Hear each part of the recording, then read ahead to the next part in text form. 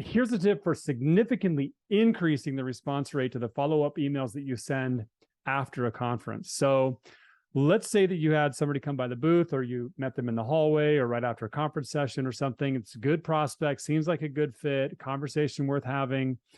And if you weren't able to actually get something scheduled, and you're just going to have to resort to following up by email, which does happen sometimes, what I like to do is to basically offer you and that person a favor in that moment.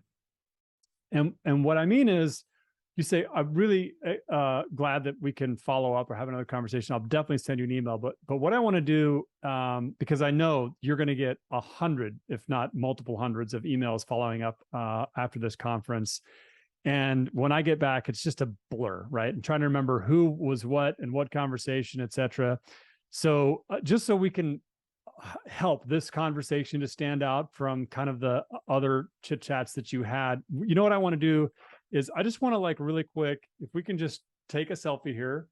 Okay, great. I'm going to include that photo in the email that I send you. So like, oh yeah, I remember that guy or that gal. We had a conversation, it was right after the session, just to spark your memory, to spark my memory, just as a favor to both of us, right? So if you can get that communicated in a way that really sounds like a favor, that's acknowledging how difficult it is to know who was what in what conversation, what booth, what solution after the show, just make all that, bring all that to the surface of the conversation and have that intellectual honesty about it and say, this is how I've helped people do this before. This works really well for me and the people I'm following up with.